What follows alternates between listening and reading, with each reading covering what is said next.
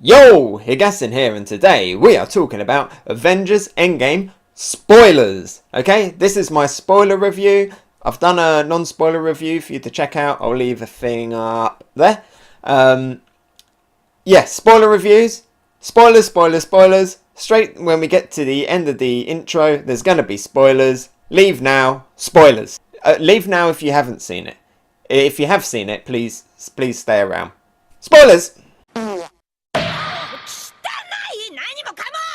Oh my god, I cannot wait. I cannot wait for Guardians of the Galaxy 3. You don't even need to show a trailer. Just show that clip with Peter Quill and Thor on the ship, on the Benatov, I believe it is. Just show that. I'm so excited for that film. I think we've had confirmation that there's also going to be a Thor Ragnarok 2, and I guess 4. So I don't know if the Guardians are going to be in that one as well. So maybe we're going to get two films with Thor and two with Guardians. I don't know, but I'm excited for that little team up there. That was so good. Also, I think James Gunn said that he already wrote the script for Guardians 3. So did he already know well in advance that Thor was going to be in it? Because I'm assuming he's going to stick around, and I hope he does, because I really want to see that. That little ending bit was so funny. Speaking of Thor, he was one of my favourite characters in Infinity War. He's one of my favourite ones here. I love Fat Thor and Drunk Thor in this film. That was such a great little moment when you see him like that. Had no idea it was coming. Really, really fun stuff. And I love how they were just hanging out with Korg and Meek as well. That was great. Good to see them again. Not as much Meek. He was just sitting there eating pizza, but definitely good still again to see Korg. He was playing Fortnite, and I was like, ah, come on, it should have been Apex Legends. You know, it already feels like a dated reference now. But that was all good stuff. It's good to see that Thor, you know, finally he snapped, you know. Everything that's been building up over the last few films has finally hit him, and he's just snapped, and he's gone full on bum, and that was great to see. I really enjoyed his character and his little arc that he had throughout this film, and it was good when Professor Hulk, who's now Professor Hulk in this film, told you there's going to be spoilers, Professor Hulk as well. I just got to touch on Professor Hulk. He was so much fun. When you first see him, that kind of blend of Bruce Banner and Hulk, such a fun character. Again, wasn't really expecting that. I think there were like rumours that Professor Hulk was going to be in it, so I kind of thought, I wasn't that surprised when he appeared on screen, but his personality was definitely a really warm welcome. Every now and then, one or two of his jokes I don't think landed as well. But it was definitely really fun, really good to see in that. We also get the old Hulk when they go New York as well, so it was good to see the blend of the two when he was running down the stairs and everything. I'm just going to rant on, and when the things pop into my head, I'm going to say them. Speaking of Thor, I love how he wielded both his old hammer and Stormbreaker, and how he basically stole his old hammer. Thankfully, he returned it at the end, but, well, he didn't. Captain America did, and yes, Captain America holds Thor's hammer just like we saw him almost do in Age of Ultron. I mentioned in my non-spoiler review that there was a moment where everybody cheered. That was the moment where Cap held that hammer. That was the moment where everybody cheered. That was great to see him. Thor was like, yeah, I knew you were worthy. Speaking of Captain America, he was really good in this film. At the beginning, you could tell he was pissed. He even swore.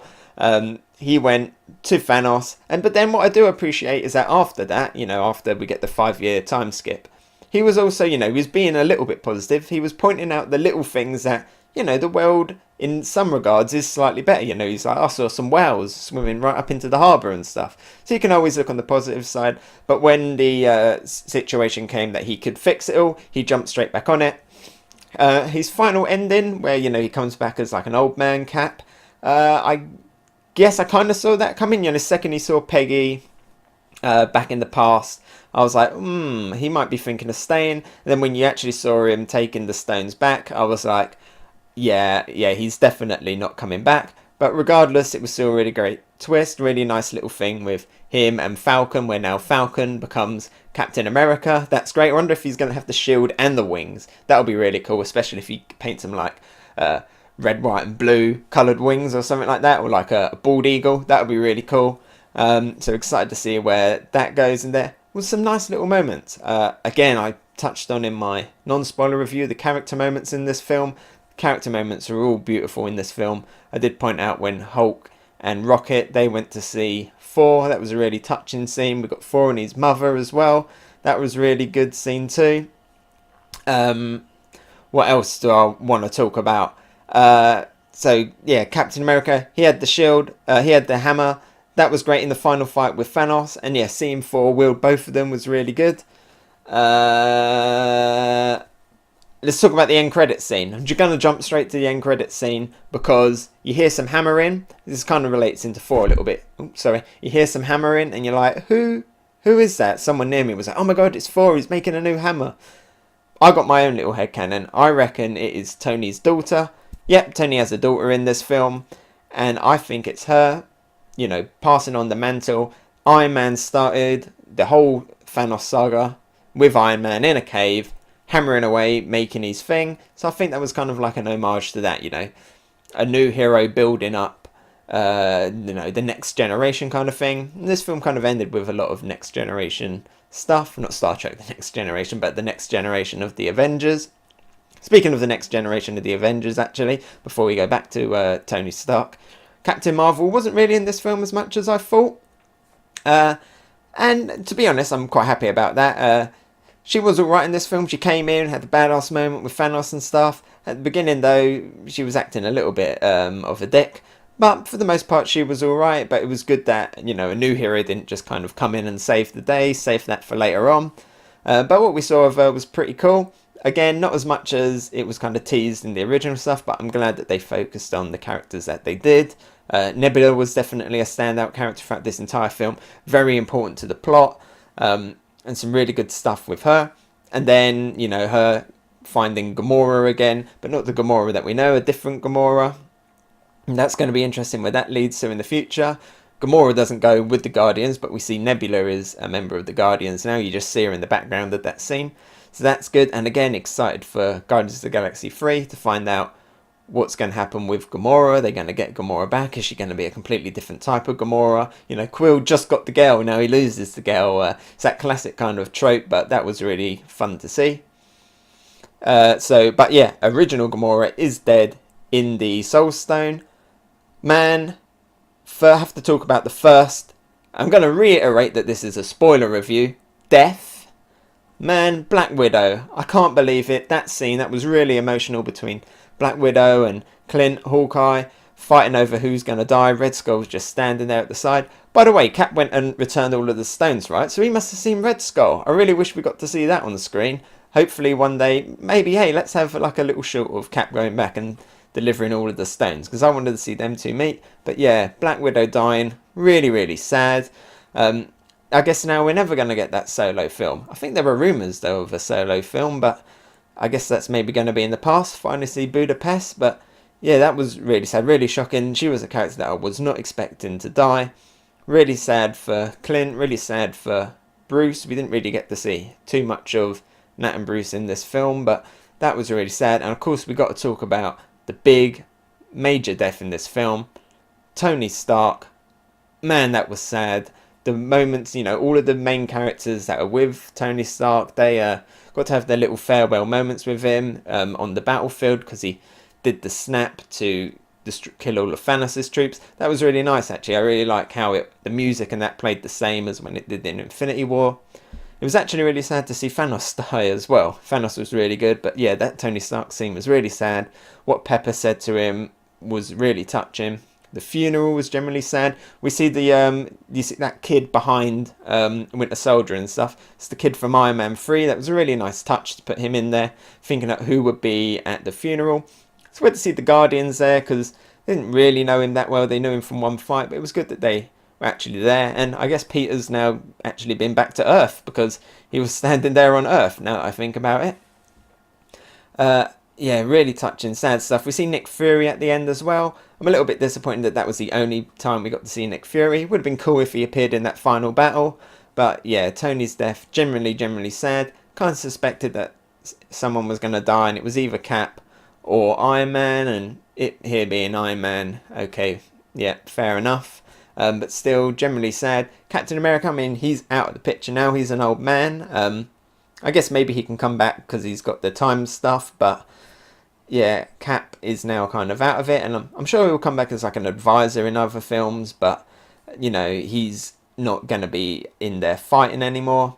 So both of them characters are out as well.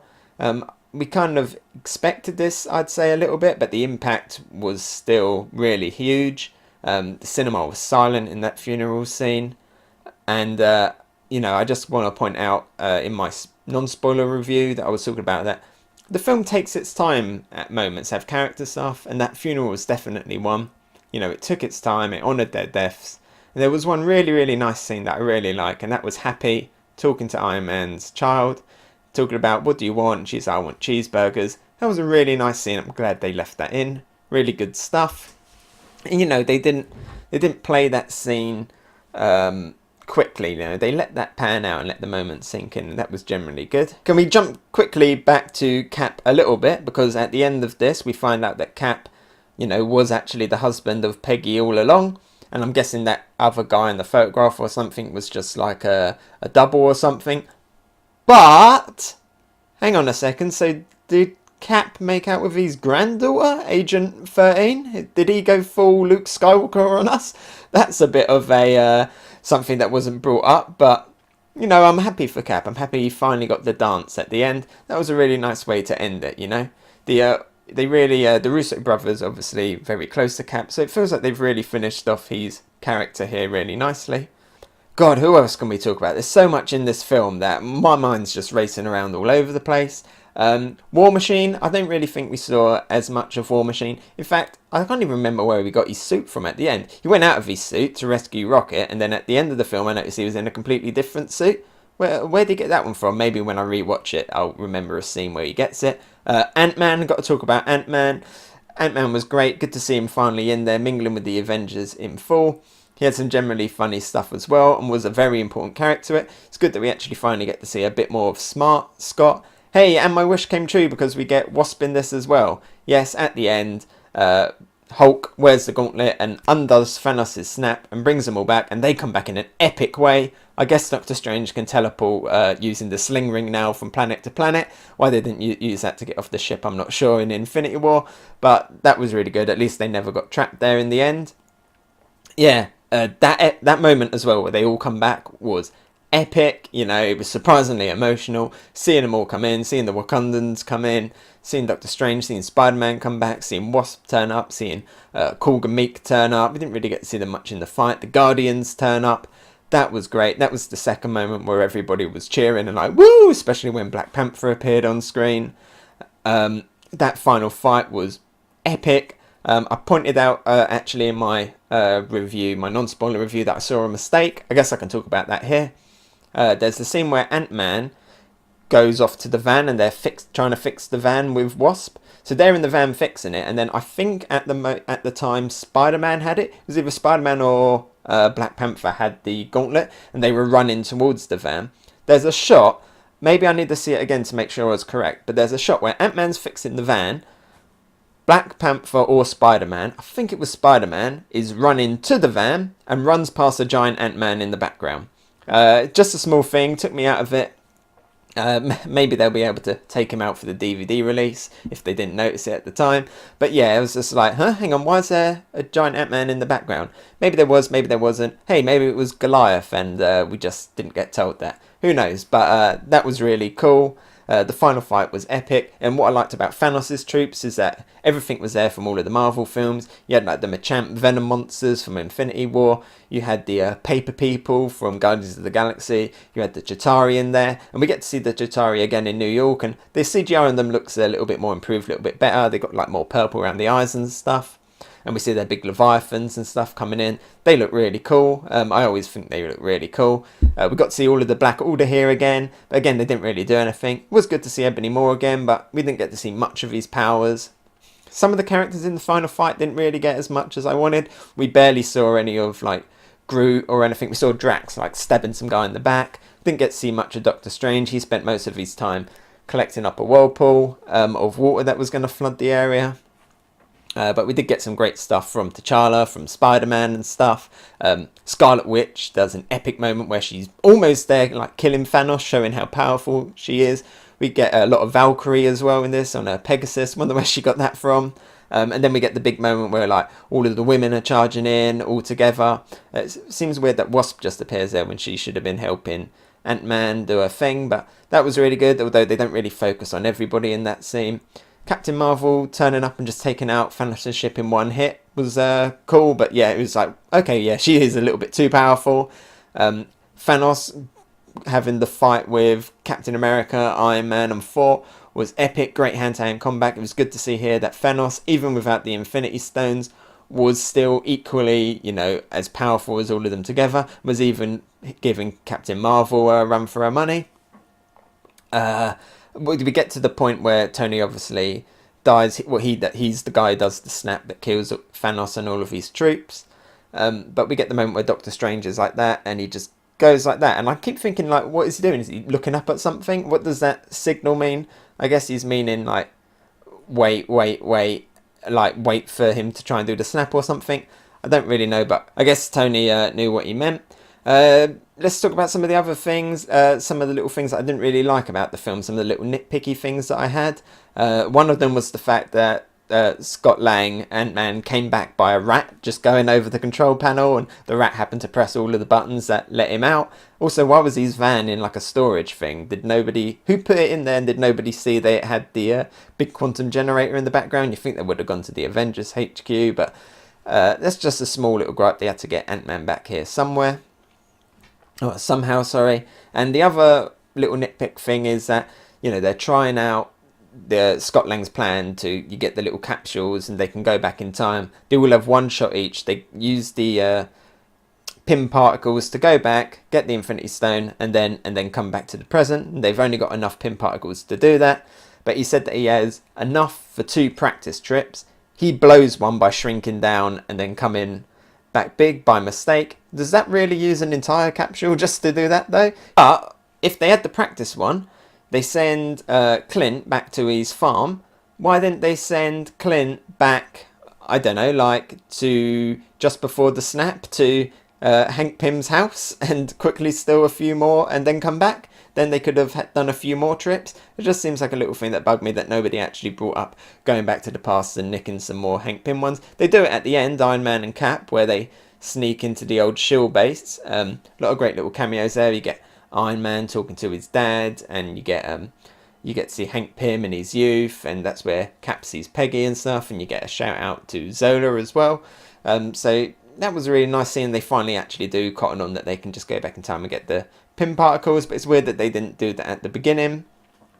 Also, talking about the time travel stuff, I just remembered this. It's great that Nebula was both a good guy and a bad guy in this film. We get to see the 2 Nebulas and they're having a little fight. That was really good as well. And Thanos coming back as well later on was really good. When they killed him off at the beginning, I was like, oh no, is he just going to be without him for the rest of the film? And then when it was first getting into the time heist stuff, I was like, oh, I don't know where this is going. It's just going to be them getting the stones. What's the conflict? But no, Thanos comes back into it, so I'm glad that. Also, in the time heist stuff, Loki manages to get his hands on the Tesseract and survive. So in that universe, he survives. I don't know how that messes up the timeline of their films with Thor Ragnarok and all stuff like that. But Loki is back. I guess this is how we're going to get his TV show. That was really good though. I do like how they did a lot of the going back in time stuff, and they did a lot of callback on nostalgia things. You get to have almost a shot-for-shot remake of that Captain America Winter Soldier scene where he goes into the lift. When he first got in it and it was shot for shot, I'm like, oh no, they're just going to do the exact same scene again. But I'm glad that they twisted it a little bit with Cap going Hal Hydra to the other guy and all of them being like, oh okay, yeah, we trust him. So I'm glad they just didn't do it shot for shot. They took that nostalgic scene and they put a new twist on it, which was really good. And that's obviously a callback to the fact that in the comics there was a run where Captain America was a member of Hydra. We got the Captain America versus Captain America fight. To be honest, I thought that was a little bit unnecessary. But, you know, it was still good to see a good little bit of action, a few good jokes and stuff in there, especially when he's like, I can do this all day. And he was like, oh, yeah, I know that. He's like looking back on himself like, oh, can't believe I was this guy. But it was a good thing to see, but I don't think it was my favourite scene. It just kind of felt a little bit thrown in there. But all of that time travel stuff was fun. again, where I wanted a little bit more War Machine, the one where they went back to get the Power Stone, like Peter Quill did at the beginning of Guardians, and War Machine's like, oh, that room could be full of traps. Again, it was a little bit easy. Getting that stone has always been a little bit easy. They kind of played on it here, but there was no explanation as to why it was so unprotected, that stone. It was just in a shield that Nebula just put her hand into. I did really like the fact that we get to see the opening of Guardians of Quill dancing through the cave, and then we see it from other characters' perspective, where it just looks completely ridiculous of just this guy going through a cave singing. That was really funny. Again, they took the nostalgia and they did a different point of view of it, and that was really good. And man, you know, I could probably just keep talking about this all day. I've only seen it once. There's so much stuff playing on my mind. Any other points? I wish we saw a little bit more of Hulk in action. As Professor Hulk, he doesn't really look like he knows how to fight as much. We see him like trying to destroy a car, and it's like really like half-assed. So we didn't really get to see as much Hulk action in this film, but it was good to see the new kind of Professor Hulk take on it. What else can I say? I think, you know, to be honest, for the time being, I'm done. You know, the main points I wanted to talk about was the fact how hyped I am for Guardians of the Galaxy 3, who I think was doing the hammering at the end, the fact that Cap snogged his granddaughter, and the stuff with the pin particles, and talking about the little moments like where Happy was talking to Tony Stark's kid and them taking the time for them little moments. Very much appreciated. Overall, really good film, emotional film. You know, there were times I was holding back those tears. The scene where all of the Avengers assemble for the big final fight was surprisingly an emotional moment. Tony Stark's funeral, very sad. I feel like Black Widow's one was not as big played. Her death was not as big played as Captain America's one. You know, I think because I always thought that she was going to come back, that it didn't have as much impact. And then there was only like a line at the end where they were like, I tried, but we couldn't get her back. So that is sad to see. I just actually want to point out the fact that in the timeline, so it's now 5 years in the future, and then they've brought back everybody who died from the moments that they died. So like Spider-Man, Peter Quill and that, they're all 5 years younger than they should be compared to the rest of the timeline. And that, obviously we got Spider-Man Far From Home coming up, and that kind of puts me in a little bit of a confused thing of, why is Spider-Man still in the same year as everyone? Did all of the kids die and that they've all gone back to school at the same year? It's a little bit confusing. The way it's shot at the end makes me feel like, you know, the way they've done the Ned Spider-Man reunion makes it feel like that time had passed and Ned was like, oh my god, you survived, and that he's lived 5 years and Peter Parker hasn't. But again, I guess we have to see Spider-Man Homecoming to see. Maybe the trailers that we've seen were, you know, a little bit of a fake out in that sense. Who knows? Or maybe Ned's the only one that is in a higher year. It'd be nice to know who did and who didn't get the snap. But yeah, Avengers Endgame, excellent. It's a great that we get an ending to the Thanos Saga. But now I'm equally excited to see where this franchise goes. And, you know, what the new team-ups are going to be and everything. I can't wait to see the next films. You know, I'm hoping like Doctor Strange 2. I'm hoping, obviously, Guardians of the Galaxy 3, 4, Black Panther 2, and then all of the new heroes that they're going to bring. Can't wait to see where we're going to go from here. For me, personally, I want to see a lot more cosmic stuff. Big cosmic fan. I do wonder about Ant-Man. I feel like his story's kind of almost done. Maybe he'll just appear more in the Avengers. I do want to see an Avengers film where Ant-Man and Wasp are primary members, like they were in the comic books. And obviously now we can bring the X-Men in it, so let's get Wolverine in there as well. There wasn't any of the Fox stuff in this film. I thought there might be one. I was personally expecting like an end credits scene with like either Silver Surfer turning up to Earth, or a shot of Galactus, or maybe like a little shot of Wolverine or something, but we didn't really get any of that. I guess maybe it was a little bit too early, but I thought they might just be able to quickly sneak one in like they did with Spider-Man in Civil War. But no, there wasn't any of that, but that's still to look forward to in the future. Avengers Endgame, I gave it a gold tier. I still think it's a gold tier. There's so much to talk about, so much in this film. I'm sure I'm going to keep thinking about more and more stuff. Let me know what you think of my just ranting about this film. Well, not ranting, rambling about this film, I should say. There wasn't any structure to this spoiler review because I'm still processing it all myself, so I'm just getting it out there. I'm relieving myself of all of these spoilers that are built up inside me, because a lot of my friends haven't seen it yet, so here's my way of getting it all out there. I'd like to think that my friends are going to watch this, but if you have watched it and you haven't seen Avengers Endgame, what are you doing? Why'd you watch this entire thing? Don't give me hate in the comments because you just watched my spoiler review and got spoiled. Put spoilers at the beginning. Anyway, let me know what you think. Wow, Avengers Endgame. I love it. It was great. It was great. I want more. Is that how I'm going to end it? That's how I'm going to end it. Spoilers! Actually, hang on. In the film, did they not say that when you go back in time and you make a change, it makes a new branch timeline? Like when they were talking about the Time Stone and we get to see the Sorcerer Supreme again, the Ancient One. She said that, if you take the Time Stone, then it will go off in a random tangent and we'll be existing in a universe without the time zone. Then how could Captain America go back in time and stay in the past and then live and appear in our present? Is that breaking the rules of their own timeline thing that they just said? Or did he travel in time to that moment in the park to talk to Bucky? And Falcon. I don't know. That's a weird one.